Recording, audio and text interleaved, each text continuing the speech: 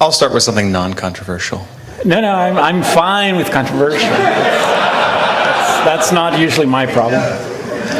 Yeah. It's well known around these parts that in 2007 you did an interview where you said that although you've used many Linux distributions, you had never used Debian because you found it difficult to install. Yes. Have you tried it since? No. That was quick. I'm sure it's gotten much easier to install. To me, a distribution is, I'm sorry, you may want to close your ears now. A distribution is not very interesting. I want it to be easy to install so that I can just get on with my life, right? Which is mostly the kernel. The closest I got to installing Debian was there was one machine,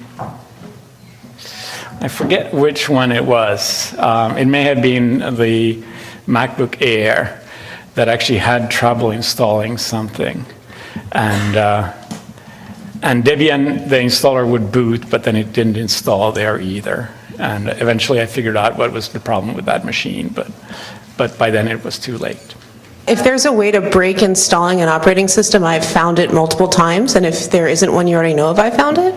And Debian, last time, super easy. Highly recommended trying. Maybe I should try. I mean, one of the problems I have is I am not an MIS person. I mean, I may do kernels, and people think that that means that I'm technical.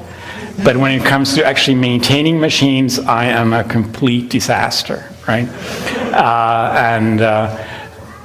I change my own machines regularly, so changing the system I run on my machine would be easy, right? I end up upgrading machines a couple of times a year usually, but I end up having also to maintain my family's machines. And that ends up being the one that I don't upgrade my family's machines very often, and I don't want to run multiple different distributions across different machines because I suck at MIS. So it ends up being, for me, a distribution is something very sticky. Once I started with one thing, I have a really hard time just doing something else because that means I have to switch over all my kids' machines, my wife's machine, and that's just painful.